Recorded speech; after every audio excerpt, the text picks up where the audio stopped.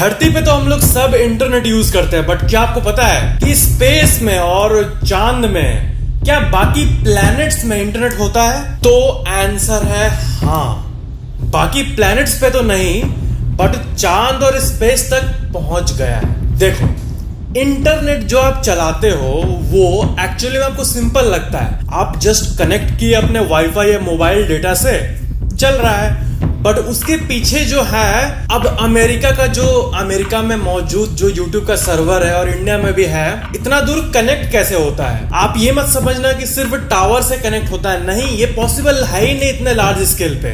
Actually में internet का जो सबसे स्ट्रॉन्ग और बेसिक सा कनेक्शन है वो है वायर्स के थ्रू, मोटे मोटे तार के थ्रू, जो कि हर कंट्री को कनेक्ट करता है। अब आप पूछोगे तार जाता कहां से? हम लोग को तो दिखता नहीं है। वो समुद्र जो होता है, ओशन, समुद्र, उसके नीचे समुद्र का पानी, उसके नीचे जो मिट्टी होता है, उसके नीचे जो अंडरग्राउंड होता है, वहां से तार ले जाया गया है। और बहुत सारे तार मिलके हर कंट्रीज को कनेक्ट करते हैं। और वो होता है बेसिक एक ऐसा चीज, वायर्ड कनेक्शन, जो कि फास्ट स्पीड देता है। और उसके बाद वही चीज टावर्स के थ्रू ट्रांसमिट होती है और अच्छा खासा इंटरनेट पॉसिबल हो पाता है, जो हम लोग सब एंजॉय कर पाते हैं। तो स्पेस स्टेशन में जो इंटरनेट स्पीड है ना, वो बहुत ही कम है। मतलब वहां से कोई वीडियो कॉल नहीं कर पाएगा, और वीडियो देखेगा भी तो 720 पिक्सल जो यूट्यूब में क्वालिटी होता है, उसमें से मैक्सिमम 144 या फिर जो सेकंड वाला 240 पिक्सल होता है उस पर देख पाएगा। अब आप पूछेंगे इतना कम क्यों?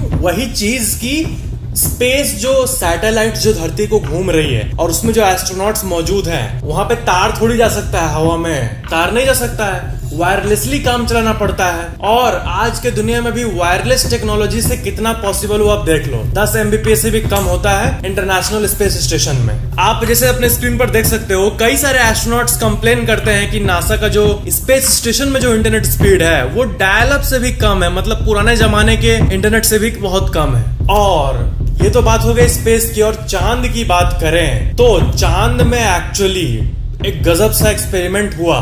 नासा और MIT के रिसर्चर्स मिलके किए, चांद पे डेटा ट्रांसफर करने की कोशिश की है।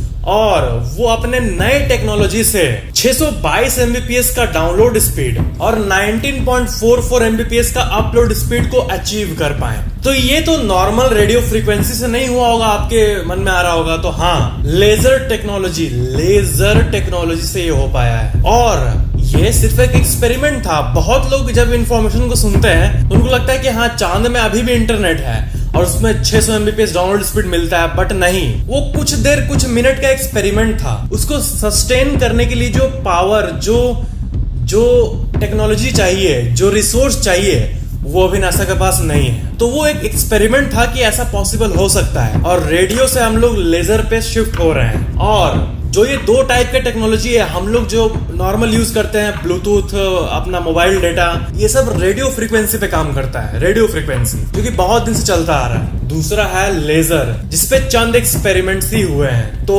वही तो रेडियो और लेजर, तो लेजर से ही ये संभव हो पाया है। और फ्यूचर में परमानेंट इंटरनेट और high speed internet space station में भी और चांद में भी और मे भी प्लैनेट्स पे भी उसी से पॉसिबल हो पाएगा, लेजर से, लेजर कम्युनिकेशन टेक्नोलॉजी से। 2025 या 2030 तक इस पे और एक्सपेरिमेंट होगा, एंड देन शायद permanent high speed internet possible हो पाए। बट ये तो कंफर्म हो गया है कि चांद पे अगर रिसोर्स को फुल्ली यूज किया जाए तो 622 Mbps तक का डाउनलोड स्पीड मिल सकता है, जो कि एवरेज हम लोग जो यूज करते हैं उससे करीब 50 गुना ज्यादा है। जो आपके टिपिकल मोबाइल डेटा की स्पीड की बात करें तो उससे 50 गुना ज्यादा डायरेक्ट चांद पे पॉसिबल है। अब सस्टेन हो पाएगा नहीं हो पाएगा उसके लिए फ्यूचर का टेक्नोलॉजी ही बताएगा, but yes, it's possible. Video को लाइक, शेयर, कमेंट जरूर करना और चैनल को सब्सक्राइब करके बेल आइकन जरूर ऑन कर लेना।